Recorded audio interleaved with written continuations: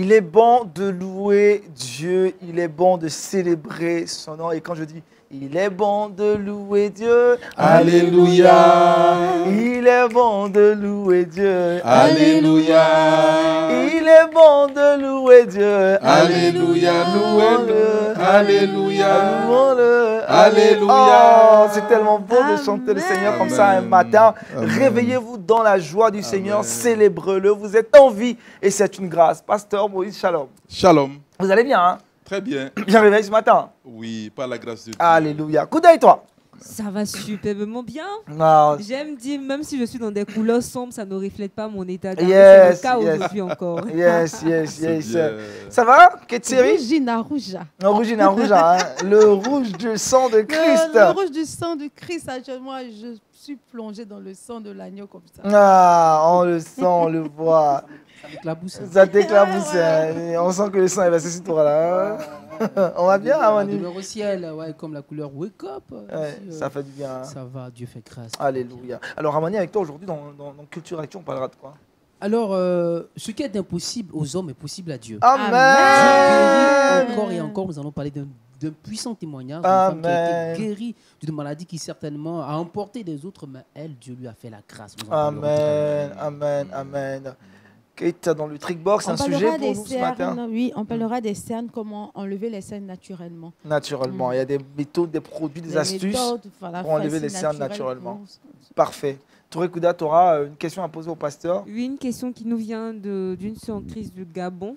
Donc, pasteur, j'espère que vous serez prêt tout à l'heure. Ok. Ok.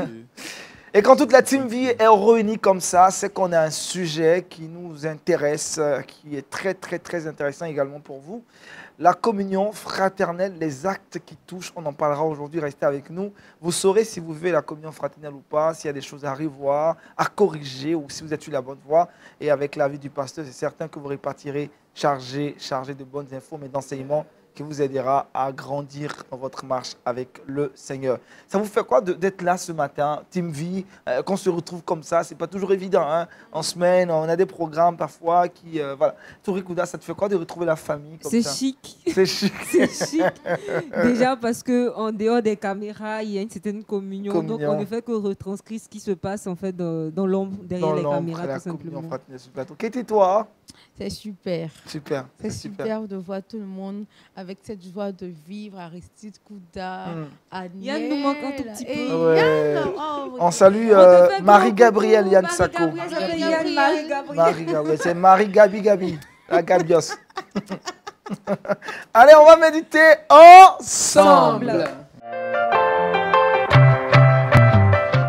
Nous lisons le psaume 133. C'est un psaume de David.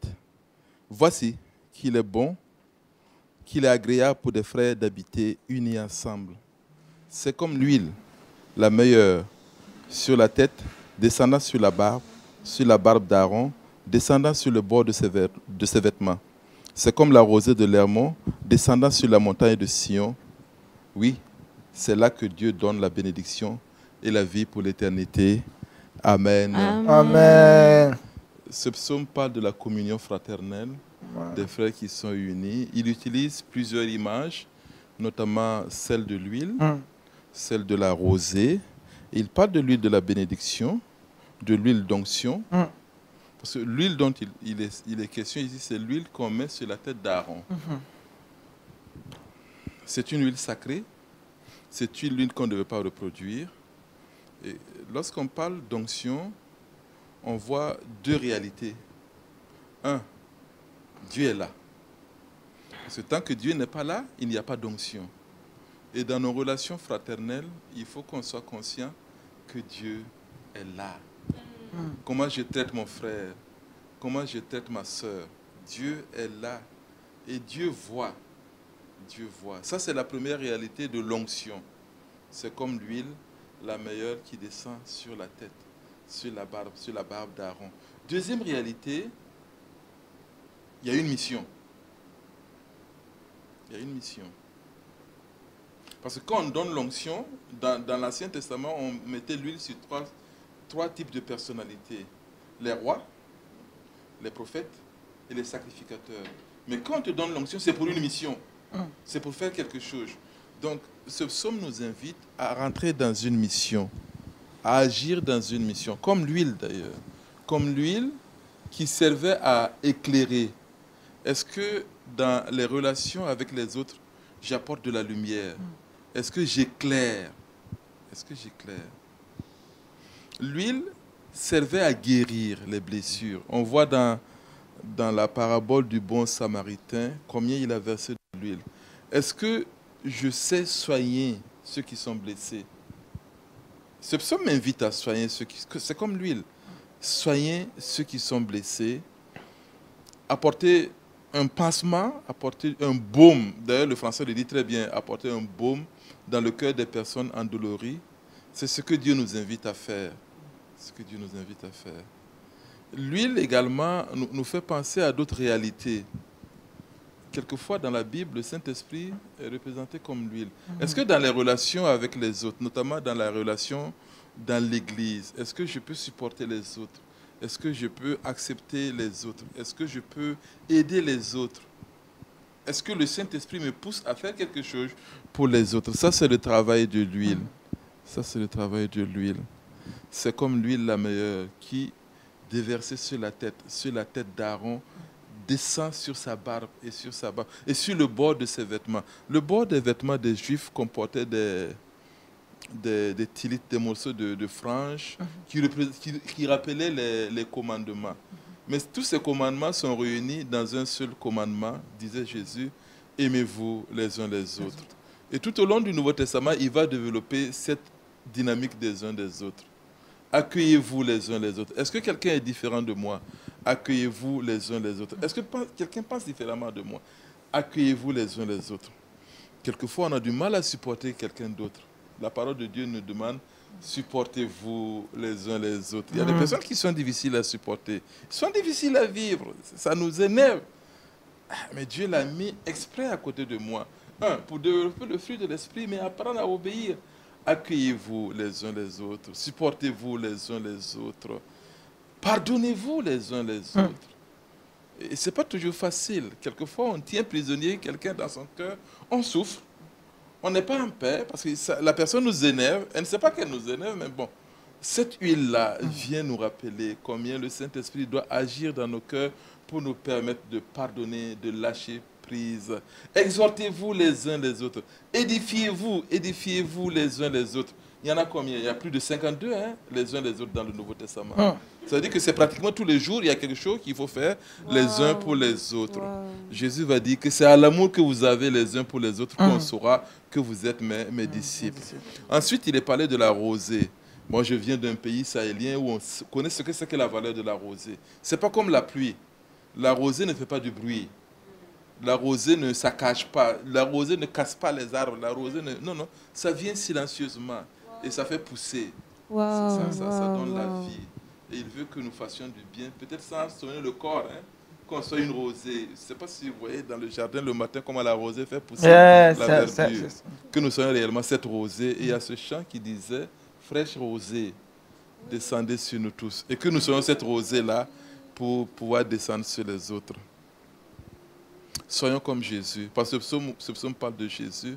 Soyons comme Jésus. Et soyons les mains de Jésus et les pieds de Jésus pour aider les autres, pour aller vers les autres et leur faire du bien. Amen. Amen. Amen. Amen. Le pasteur a déjà abordé la question de la communion fraternelle. On va mettre en même temps, on va parler directement du sujet.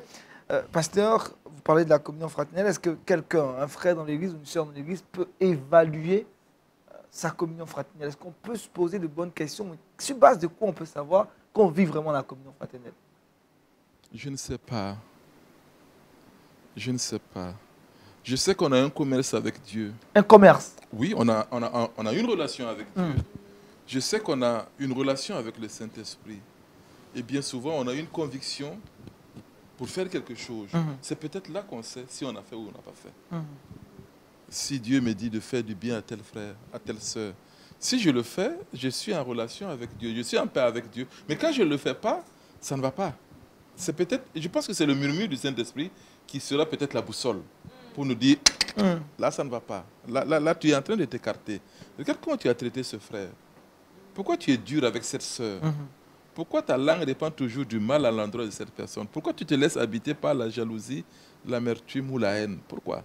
Et là, ce n'est pas tellement quelque chose qu'on voit, c'est mon commerce avec Dieu, c'est ma relation avec Dieu qui peut me permettre de dire si ça va ou si ça ne va pas. Toré Kouda, que représente pour toi la communion fraternelle? La communion fraternelle, je pense que c'est une signification qui a évolué dans ma marche avec le Seigneur. Au départ, la communion fraternelle, pour moi, ne représentait pas grand-chose. Mais je pense qu'au fur et à mesure qu'on devient mature spirituellement, quand on grandit dans notre marche chrétienne, on comprend que pour être proche de Dieu, pour bien servir le Seigneur, tu es obligé de servir ton prochain. Franchement, oui, tu peux pas souvent, parce que la Bible dit, Jésus-Christ même dit, si vous m'aimez, occupez-vous de mes brebis. Et souvent, quand tu es un enfant, tu penses qu'à toi. Arrivé à un moment, quand tu demandes au Seigneur, je veux grandir, je veux des choses qu'un fils ou une fille doit hériter de son père, le Seigneur va te pousser à aller vers les autres, à servir les autres. Donc aujourd'hui, pour moi qui cherche vraiment à grandir, à mûrir dans ma marche chrétienne, je réalise que la communion fraternelle est un élément indispensable. Donc je pense qu'au fur et à mesure que j'ai évolué dans ma relation avec le Seigneur, c'est une définition aussi qui va prendre plus de valeur, qui va évoluer. Sinon, actuellement, je dirais que c'est vraiment quelque chose d'indispensable, de très important. D'accord. Kate, pour toi, la communion fraternelle, comment tu te caricatures là? J'ai l'image de ce jeune riche qui est venu vers Jésus, qui lui a dit, j'ai respecté tous les 10 commandements, qu'est-ce que je dois faire encore? Et il dit, va et donne tous tes biens. Et là, il est parti tout triste. Parce qu'il faut donner ce que tu as de plus cher. Il faut partager, il faut donner avec les autres. Quand on dit donner les biens, là, moi ce que je vois là, c'est la communion. Partager avec les autres, donner aux autres ce qu'on a. Mais ce qu'on a de plus précieux, pas garder pour soi. Et la communion fraternelle, pour moi, c'est ça. C'est partager ce qu'on a de plus précieux avec les autres, sans différence, sans regarder, oh, il est sale, sans regarder, il n'a pas d'argent, sans regarder, surtout dans l'église, la marque de son pagne aujourd'hui, même dans l'uniforme de l'église, on regarde la marque du pagne de la voisine. Et c'est tout ça qu'on ne doit pas regarder. Les critiques, c'est tout ce qu'on ne doit pas faire pour vraiment rassembler tout le monde, ce feu qui est le Saint-Esprit, c'est toutes ces braises-là, toutes ces branches-là, ce bois allumé, c'est tous ces bois qui sont dans l'église qui vont faire le feu, qui vont donner le Saint-Esprit, que nous devons partager à ceux qui ne connaissent pas Christ. Parce qu'il y a des personnes qui disent, si c'est venir à l'église et puis vivre encore dans les critiques, c'est mieux que je reste dans ma maison, je reste païenne. Parce qu'à l'église, on ne voit pas de différence. Pourtant, c'est dans l'église, on doit avoir vraiment la communion fraternelle. Donc, pour moi, c'est ça. C'est donner ce qu'on a de plus cher, partager avec les autres. C'est ça. Aristide? Oui, Aniel, il est clair que l'on ne peut donner à autrui que ce qu'il a. Donc, je crois bien que c'est la base de toute chose, parce que celui qui n'a pas l'amour de prochain ne pourra jamais aller évangéliser. Celui qui n'a pas l'amour de prochain ne pourra jamais lui dire « Attention, tu as suivi une mauvaise voie », mais bien au contraire, il va laisser la personne périr. Mais moi, je crois que c'est vraiment important pour nous de se donner. C'est le don de soi pour l'autre. Voilà, il ne faut pas regarder à soi-même se satisfaire ou bien à être à son aise, mais il faut regarder, au contraire, il faut regarder l'autre. Quel est l'état d'esprit de l'autre? Moi, personnellement, quand je préfère donner à l'autre et puis moi ne pas avoir. Parce que je me dis que je serais vraiment blessé de voir l'autre en train de pleurer et puis moi je me réjouis.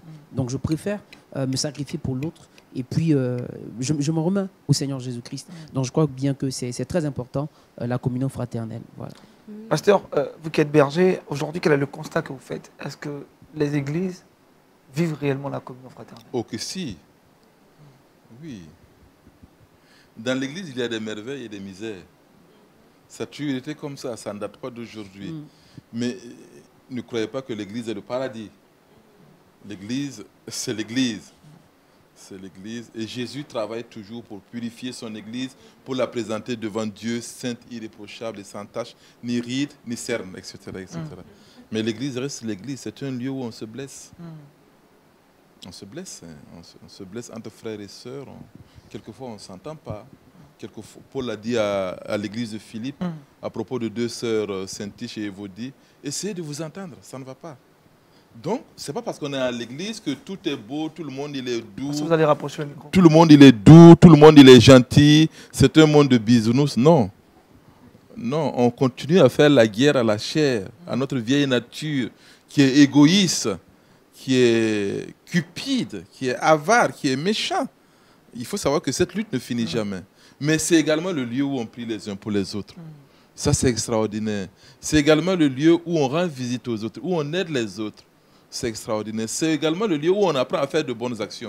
Nous avons eu à Tanguy Barrage un mois de bonnes actions, où on demandait aux enfants, chaque jour, tu fais une bonne action, tu viens dire ce que tu as fait. Ah, j'ai aidé une vieille à traverser la route. Nous sommes allés laver la maison d'un tel frère qui ne peut plus venir à l'église. Nous sommes allés faire la manucure à une vieille qui est seule à la maison et qui ne peut plus. Mais ça apprend à vivre la communion fraternelle. Et c'est pourquoi je dis que l'église se porte bien comme autrefois. Nous ne sommes pas moins spirituels ou plus spirituels que nos parents. On a nos combats, et quelquefois nos enfants sont mieux que nous. À Tanguy Barrage, il y a un groupe d'adolescents qui est venu me voir une fois avec 5 sacs de riz, 15 000 francs et quelques bidons d'huile pour les veuves de l'église. J'ai pleuré. Ce sont des adolescents de 13-14 ans. J'ai fait un flashback. Quand moi j'avais 13 ans, je ne pensais pas aux veuves. Donc oui, ça va. Non, ça ne va pas. Il y a de l'égoïsme également. Il y a des jalousies, il y a des cupidités, il y a des coups bas, il y a des... C'est comme ça, c'est la société. La société. C'est la société. La communion fraternelle, les actes qui touchent. Dites-moi, Team V, quelle est l'action qui vous a touché ces 2 derniers mois dans la communion fraternelle, qui vous a peut-être fait pleurer, comme le pasteur disait tantôt, quand ces jeunes lui ont rapporté toutes ces vivres et non-vivres. Il a été marqué. Vous, est-ce qu'un frère, une sœur de votre assemblée ou un frère dans le Seigneur vous a manifesté de l'amour, de la communion et ça vous a touché? Et par reconnaissance, vous voulez en parler ce matin dans cette émission à cœur ouvert. Oui, Aniel, je veux vraiment bénir le Seigneur. Il n'y a pas longtemps que je souffrais des douleurs au niveau des côtes. Il faut dire que je ne m'attendais pas à cette intervention où principalement toute l'équipe, la Team V, qui m'a contacté, ont prié pour moi au téléphone. Même au travail, ils ont prié pour moi. J'ai vraiment senti que je n'étais pas seul. Et même certains membres de mon assemblée sont venus chez moi à la maison. Des jeunes frères, des jeunes sœurs sont venus à la maison. On décide de veiller avec moi dans la prière. Ils ont prié pour moi et vraiment ça m'a touché. Et je bénis le Seigneur pour leur vie. Et je dis tout simplement au Seigneur, de même qu'ils se sont souvenus de moi, qu'ils se souviennent d'eux également. Et ça m'a vraiment touché. Amen. Amen. Amen. Amen, amen. Qui étais-toi? Quelle action a été posée à ton endroit, à ton égard, qui t'a réellement marqué ces 2 derniers mois, assez récemment? Ces 2 derniers mois, c'est vraiment dire merci au Seigneur parce que Il y a eu tellement de choses. il y a eu tellement. Vas-y, souviens-toi d'un événement. S'il y a tellement, il y a eu tellement de choses. Il y a eu tellement de choses. On a eu, il y a un pasteur qui prend sa retraite, dans la retraite pastorale, et l'Église s'est mobilisée pour lui rendre un hommage. Ouais, et ça m'a vraiment touchée. Et on a donné, moi personnellement, j'ai donné ce que je n'avais jamais donné à un serviteur de Dieu. Je ne sais pas pourquoi, mais lui particulièrement, il y a eu vraiment de l'engouement autour de cette célébration. Et vraiment, ça m'a touchée. J'ai vu l'amour de l'Église. Peut-être qu'aujourd'hui, il y a des pasteurs qui disent non, peut-être le peuple ne me regarde pas, mais au fond, il y a de l'amour. Et ce jour-là, les gens n'ont pas été forcés de donner, mais l'Église a donné. Vraiment, je veux dire merci au Seigneur pour sa vie. Voilà. Ça, c'était la deuxième question que j'allais poser, mais il faut répondre à ma première question. Quel acte a été posé à ton égard, à ton endroit? À mon endroit. Ouais, qui t'a réellement touché? Tu as dit, waouh, je bénéficie vraiment de l'amour d'une famille. C'était à mon mariage. À mon mariage, le dimanche, les mamans de l'église m'ont fait un cadeau. Vraiment, tout ce qui est comme accessoire de maison, assiettes, tabourets, les verres, les cuillères, je n'ai rien acheté pour venir dans ma maison. Le gaz, j'ai eu 2 bouteilles de gaz. Vraiment, je m'attendais pas à un tel cadeau. Elles sont venues chacune avec sa cuvette sur la tête, chaque groupe. Ça m'a vraiment touchée. Ça m'a vraiment touchée. Et c'est ça, j'ai vu l'amour de... C'est ce qui m'a vraiment touchée. Ça date d'un peu... L'église est un projet formidable. Voilà, ça date d'un peu longtemps, mais voilà. Ça reste. C'est temporel. Voilà, c'est intemporel. Ça reste parce que je continue de manger dans les glaces. Et nous, on salue tous nos amis qui sont mariés récemment, il n'y a pas longtemps. Voilà, et qui sont quelque part derrière les caméras. Que Dieu vous bénisse. Touré Kouda, quel acte posé à ton endroit t'a marqué? Donc moi j'ai 2 petits actes, ça sera rapide. Donc le premier c'est vraiment un accueil chaleureux que j'ai reçu parce que pour des raisons personnelles j'ai dû être absente à l'église pendant 2 dimanches. Donc la dernière fois quand je me suis retrouvée à l'église, la manière dont les mamans m'ont reçue, franchement je ne m'attendais pas à ça. Juste 2 dimanches, c'est comme si on n'a pas vu, ça fait depuis 1 mois. Donc franchement, il y a eu des câlins, des bisous par-ci, mais on ne te voit plus, qu'est-ce qu'il y a? Alors que ça faisait que 2 dimanches, c'était comme si j'avais fait 2 mois à la maison, ou bref. Donc ça m'a touchée, personnellement, ça m'a touché cet accueil chaleureux-là. Et le deuxième acte, ça date d'un peu plus longtemps, mais c'est un acte aussi qui m'a touchée, c'est mon pasteur.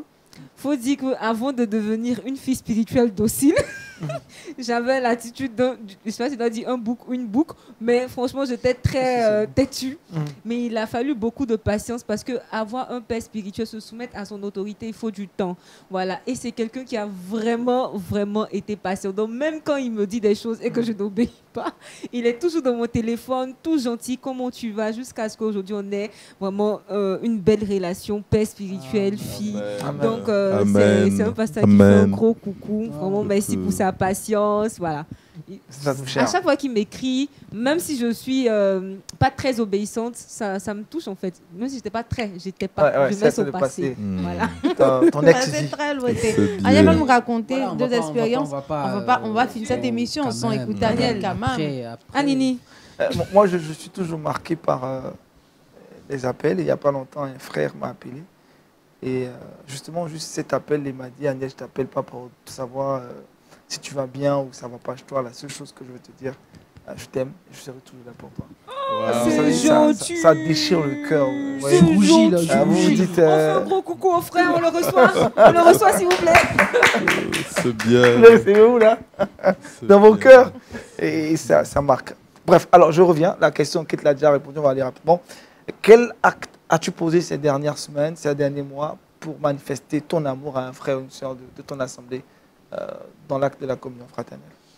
Alors, c'est une sœur de l'église qui, principalement quand elle vient à l'église, elle est vraiment dans son coin. Elle ne parle avec personne.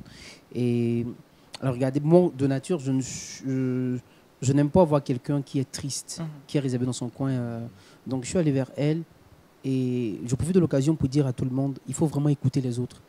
Il y a d'autres personnes qui sont dans l'église. On va se dire, mais les personnes elles se prennent, elles n'échangent pas avec les autres. Pourtant, ces personnes-là souffrent. Et j'ai échangé avec la personne.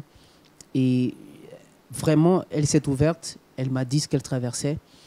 Et il faut dire que suite à cela, après les échanges, ce que le Seigneur m'avait mis à cœur de faire, les conseils qu'il fallait lui donner, elle-même m'a appelé pour me dire vraiment, après cet échange, je crois bien que mon cœur a été libéré. Et quelques dimanches plus tard, sa façon de faire à l'église a changé. L'onde positive a été vraiment manifeste. Et là, j'ai vraiment béni le Seigneur là-dessus. Parce que c'est pas évident. C'est pas évident que des personnes viennent s'ouvrir comme ça, pendant que intérieurement, elles en souffrent. Donc, c'est quand même là qui m'a... C'est l'acte que tu as posé, là que j'ai posé vraiment... ce que le Seigneur m'a mis à cœur, ces paroles que le Seigneur a mis à cœur. Seulement des paroles. Et puis, bon, je crois bien qu'après ça, il y a eu un déclic dans sa vie. Et puis, Dieu a fait grâce. Touré Kouda et toi?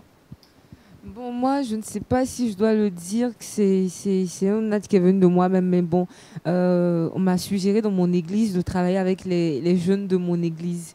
Donc, ce n'est pas une tâche qui m'incombait au départ, donc, parce que j'avais d'autres responsabilités, mais j'ai dû trouver du temps et de l'énergie pour pouvoir travailler aussi avec les jeunes de mon église. Donc, Je pense que c'est une façon aussi pour moi de servir le Seigneur parce que tu peux avoir beaucoup de tâches, mais là on te dit il faut parce qu'il y a, voilà, il y a quelque chose à faire, il y a un besoin. Donc pour moi c'est à ce niveau-là. Et je précise, je veux dire que aujourd'hui servir les autres, pour moi c'est quelque chose de vraiment, vraiment nouveau. À me mettre au service des autres, c'est vraiment quelque chose de nouveau, un trait de caractère sur lequel le Seigneur est en train de travailler. Parce qu'au départ, les personnes que je servais véritablement, c'était les membres de ma famille. Et puis vraiment des personnes qui me témoignaient de l'intérêt. C'est-à-dire si je vois qu'une personne se soucie de moi, moi aussi je me soucie d'elle. Mais quand une personne ne me porte pas de l'intérêt, je ne pense même pas, je ne calcule pas à la base, quoi.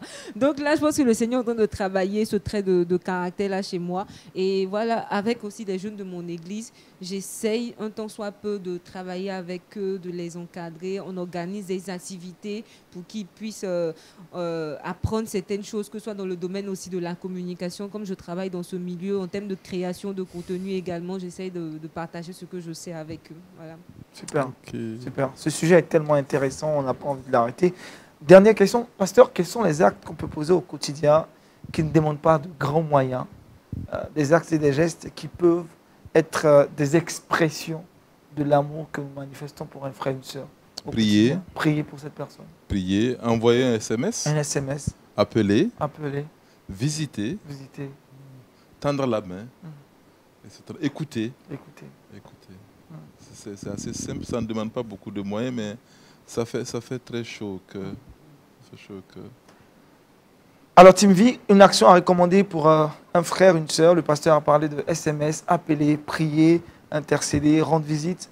Quelle action recommandez-vous à quelqu'un qui vous suit ce matin pour manifester de l'amour à son frère de l'église? On peut faire une semaine sans se voir à cause des activités de la semaine. On ne se voit que les dimanches. On va attendre encore une semaine avant de se voir pour meubler ce temps. Qu'est-ce que vous recommandez à quelqu'un qui vous suit ce matin et qui veut vivre et qui veut manifester de la communion fraternelle? On peut partager ses vêtements. Si vous avez des vêtements que vous ne portez plus, des chaussures, vous pouvez donner à d'autres parce que dans l'église, il y a des personnes qui sont dans le besoin. Vous pouvez partager. Et si tu vois ta soeur qui a un seul pagne, au lieu de critiquer, c'est son seul pagne, tu peux prendre un complet, lui donner. Voilà, moi je pense qu'on peut faire ça également. Ça ne demande pas grand-chose. Parfois même, on a ces affaires-là, ils sont dans la valise, on ne va jamais les porter, elles sont là-bas, il faut donner. Et pour toi, quand on est dans la communion fraternelle, il faut éviter les critiques, les calomnies. Parce que tu reviens beaucoup sur ça. Je reviens dessus parce que ça vide les églises. Ça décourage. Tu peux voir une grande assemblée où il y a beaucoup de personnes et après, le pasteur se retrouve avec quelques membres, 2, 3 membres. Sans le savoir, ces personnes qui sont découragées, qui sont parties. Parfois, même le Saint-Esprit invite même les personnes pour venir à l'église. Nous-mêmes, nous faisons partie de ces personnes-là. Parfois, même la nouvelle personne dit, celle qui est là-bas, il ne faut pas t'approcher d'elle. Elle est comme ça. Et dans l'église, ça se fait et c'est malheureux. Donc, pasteur, un mot sur ça, les critiques dans nos assemblées, ce sont des actes qui pourrissent, qui ruinent l'église, qui rongent l'église à petit feu et après. Les mots sont les miroirs de l'âme. Et c'est de l'abondance du cœur que la bouche parle. Si je passe mon temps à critiquer, qu'est-ce qu'il y a dans mon cœur? Si je ne vois que le côté négatif de l'Église, moi je ne critique jamais l'Église, c'est la fiancée de Jésus. Je peux avoir des problèmes avec Jésus parce que je sais ce que ça vaut. Jésus est mort pour l'Église. Et les frères et les sœurs qui sont à mes côtés ont la même grâce que moi. Et il faut savoir soutenir. Isaïe disait que Dieu m'a ouvert l'Église pour que je sache soutenir ceux qui sont blessés. Et ce que ma soeur a dit est très important. Ce n'est pas seulement le don qui est important, mais c'est ce qu'on dit avec le don. Parce que si tu me donnes et tu me critiques, écoutez, j'ai appris, il y a quelqu'un qui a donné un cadeau à un frère qui dit que je ne vais jamais porter ça. Je ne vais jamais porter parce que ça a été donné avec mépris. Mépris. Effectivement. Oh là là. Et ça, c'est pas chrétien. C'est pas chrétien. Je le dis parce que j'ai assisté à un culte où on a fait la présentation de nouvelles personnes. Et le dirigeant du culte a dit, cette personne qui vient d'arriver a besoin du Seigneur, a besoin qu'on lui parle du Seigneur. Donc, ne venez pas parler à cette personne, à d'autres personnes. Ne venez pas faire des ragots, des critiques dans son oreille. Et ça, c'est le dirigeant qui a dit ça. en public pendant la présentation de la nouvelle personne. Tu vois, Vous dites que c'est une église dans laquelle il y a voilà, beaucoup de critiques. ça m'a fait tic que ah mais qu'est-ce qui se passe ici déjà quand on dit ça la chair comme ça, le nouveau venu par exemple se dit ah André ici il y a beaucoup de ragots, tout comme ça. Donc voilà. Donc stop au Barré Gospel, si on peut le dire ici. Il y a des frères aussi qui ont le ministère du découragement. Parce que, bon, tout ce qu'ils peuvent faire, c'est décourager les autres, c'est voir le côté négatif. Ils sont toujours à l'affût pour voir les erreurs des autres. Ça ne va pas dans leur cœur. Ça ne va pas dans leur cœur. Il faut prier pour ces personnes qui ont besoin de grandir aussi.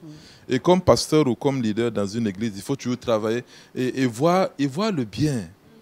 Voir le bien. En américain, on dit appreciative inquiry. C'est-à-dire, même si on voit ce qui ne va pas, pousser vers le bien. Dieu va dire à Gédéon, vaillant héros. Et puis, mais c'est qui? Qui est quelqu'un qui est en train de se cacher pour traiter son riz? On dit, mais Dieu voit tout son potentiel. Et il faut voir tout le potentiel qu'il y a dans les membres de l'Église. Et voir le sacrifice de Christ qui a versé son sang pour ce frère. Et comment Dieu s'est investi dans cette personne, nous devons nous investir également dans ces personnes pour les pousser à grandir dans la foi. Est-ce qu'on peut faire la sous-discipline? Est-ce qu'on peut mettre des personnes, par exemple, je sais que Kate, elle est première à critiquer les gens dans l'église, c'est elle qui est à la base des ragots. Est-ce qu'on peut la mettre sous discipline? Peut-être l'éduquer d'abord. Peut-être l'enseigner. C'est peut-être par un complexe intérieur. Parce que quelquefois, on critique pour combler un vide. Pour combler un vide. On a un manque émotionnel et on projette ce manque-là sur les autres. Donc, si on essaie d'éduquer la personne, de faire un counseling, c'est ça, de traiter la personne avec la parole de Dieu. Si ça marche, gloire à Dieu. Si ça ne marche pas, bon, il faut prier et puis aboutir à la discipline. Mais comment on va discipliner cette personne? Qu'est-ce qu'on va lui dire? Ne parle plus? C'est ça. Sujet vraiment intéressant. Il faut continuer à discuter autour de cette thématique et surtout à poser des actes concrets qui s'inscrivent donc dans ce sens, le sens de la communion fraternelle pour renforcer nos liens. La Bible dit, c'est au travers de l'amour qu'on aura les uns pour les autres que le monde reconnaîtra qu'on est vraiment de Christ. Sans amour, c'est zéro. Et même si nous prophétisons, nous parlons langue, ça ne sert à rien. Parce que vous allez prier pour nous, que le Saint-Esprit nous aide vraiment, vraiment à vivre une véritable communion fraternelle. Tu nous as aimés et tu es venu vers nous. Apprends-nous à aimer les autres et à aller vers eux. Tu as donné ta vie pour nous. Apprends-nous à donner notre vie pour les frères et les sœurs. Tu t'es investi pour nous sauver. Apprends-nous à nous investir dans les autres. Tu nous as placés dans une période difficile, dans un pays, dans une situation où nous avons des frères et des sœurs dans le besoin. Ils ont besoin de nous. Aide-nous à accomplir ce geste. Aide-nous à prier, aide-nous à donner, aide-nous à faire du bien, comme tu faisais du bien. Donne-nous de vivre les uns pour les autres. Amen. Amen. Amen. Amen. Amen. Amen.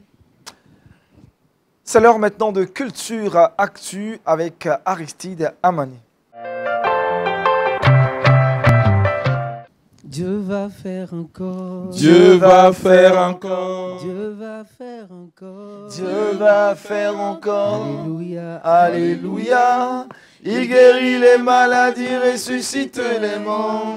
Il est puissant pour sauver, il ne change pas. Dieu va faire des miracles. Allez, Des miracles, Dieu va faire encore. Dieu va te guérir. Dieu va te Toi qui guérir. suis, Dieu va te guérir. Dieu va te guérir. Alléluia. Allez, alléluia. Il guérit les maladies, ressuscite les morts. Il est vivant pour sauver, il ne change pas. Dieu va faire des miracles. Des miracles, Dieu va faire encore. Aucune maladie ne résiste devant notre Seigneur Jésus-Christ. Amen. Alors c'est l'histoire d'une femme qui a été frappée par une maladie, appelons cette maladie AVC, accident vasculaire cérébral. Il faut dire que pendant de nombreuses années, elle souffrait énormément, à telle enseigne qu'elle a même perdu la vue. Elle n'arrivait plus à voir. Mais il y avait une amie qui vraiment qui manifeste bien sûr l'amour fraternel, qui vraiment a manifesté cet amour à l'endroit de cette sœur en question. Alors, dans cette localité, il y avait un temps d'évangélisation par un serviteur de Dieu, Robert Clancy. C'est un missionnaire qui vraiment prend son temps à aller évangéliser. Et la dame malade, elle ne peut pas marcher, elle ne peut pas voir, donc elle n'a pas pu s'y rendre. Mais pendant son temps de maladie, il y a son ami qui l'a prise en photo sans qu'on ne le sache. Et sa sœur, son amie, s'est rendue à cette croisade. Donc après la croisade, elle a rencontré le pasteur. Elle a dit, vraiment, j'ai ma sœur qui souffre et depuis des années, elle ne marche pas, elle ne voit pas. Donc avec la photo, l'image qu'elle a présentée au pasteur, le pasteur a prié pour elle. Et aujourd'hui, par la grâce de Dieu, elle a été complètement guérie. Allez, alléluia. Gloire à Dieu. Alléluia. Elle a retrouvé, gloire à Dieu. Voilà, elle a retrouvé l'usage. Quelle joie. Gloire à Dieu. Elle a retrouvé l'usage de ses membres. Elle n'arrivait pas à bouger carrément les bras, elle n'arrivait pas à marcher. Et quelques temps plus tard, elle a commencé à travailler. Et là, quelques temps plus tard, encore l'intercession au niveau de la vue. Dieu a opéré encore le miracle. Aujourd'hui, elle est complètement guérie. Alors, toi qui nous suis, quelle que soit la maladie, crois que l'Éternel est capable de te guérir. Et nous croyons déjà que tu es guéri au nom de Jésus. Il le fera pour la gloire de son nom. Merci, Amani. C'est une bonne nouvelle. Et encore dans cette histoire, il y a la force de la communion fraternelle. Ouais. Elle a pris donc la photo de sa sœur. Elle a recommandé. Oh, c'est extraordinaire. Il faut vous souvenir de vos amis et frères qui sont souffrants et prier pour eux. On progresse dans cette émission. On retrouve à présent Kate dans le Trickbox. Kate, avec toi, on parle de cernes. De cernes. Alors, si vous avez des cernes, je crois que par ces astuces, vous serez délivrés. Alors, tout ce que vous avez à faire, c'est d'utiliser un démaquillant à base de vitamine A pour éviter les cernes et les poches sous les yeux. Donc, un démaquillant à base de vitamine A. Deuxièmement, utilisez une cuillère froide pour enlever les cernes. Donc, vous prenez une cuillère, vous la mettez dans un réfrigérateur ou dans une glace et vous mettez après la cuillère sur vos cernes et fini les cernes. Pour terminer, imbibez 2 cotons de quelques gouttes de jus de citron. Placez-les ensuite sous les yeux, pas sur les yeux. Sous les yeux. Sous les yeux, hein. Et laissez quelques minutes, une dizaine de minutes, répétez cette opération chaque soir pour obtenir un résultat. Voilà ce que j'ai voulu partager avec vous. Je vous aime. Dieu le serve. Bref, concis, et ça, c'est utile. Bref, concis et très utile. Merci, Madame la Reine des Astuces. Hein, c'est comme ça, dans le royaume des astuces. Elle a une couronne en bois. Hein. Allez. Quand on arrive à cette étape de cette émission, le pasteur a besoin de répondre à une question. Parce que, pasteur, je veux savoir. Pasteur, je veux savoir. C'est une question qui nous vient, qui nous vient d'une sœur en crise du Gabon. Elle dit récemment, un sorcier de sa famille a confessé qu'il est l'auteur de sa stérilité. Donc, elle ne comprend pas comment, en tant que chrétienne, la sorcellerie peut la vaincre. Est-ce que c'est parce qu'elle ne croit pas assez en Christ qu'ils ont réussi à la rendre stérile pendant toutes ces années, ou il y a une autre raison qui explique cela? Pourquoi elle croit aux sorciers?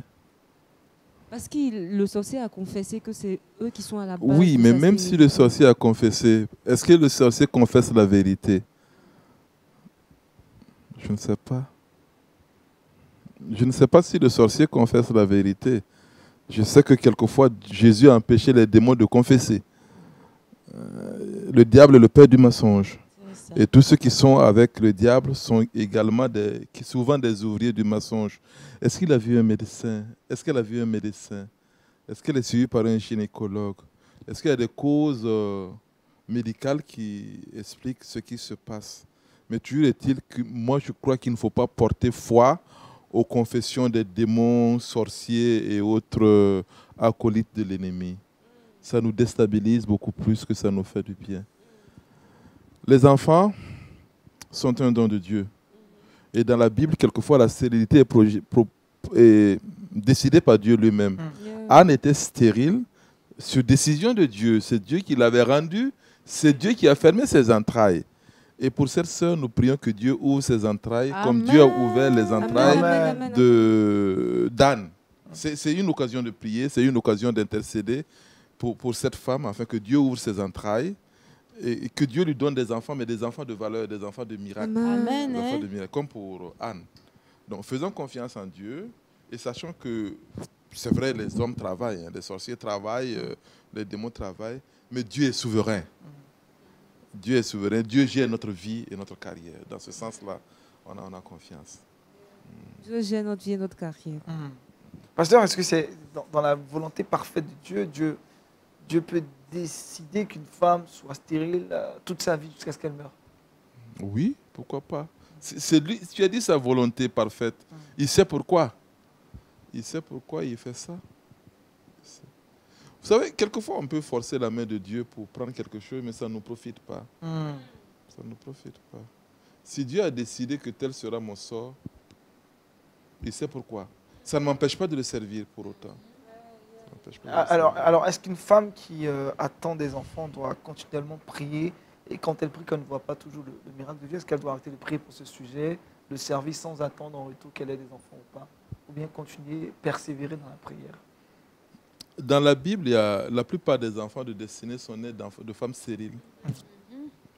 Commencez par Sarah, Rachel, Rebecca, Élisabeth.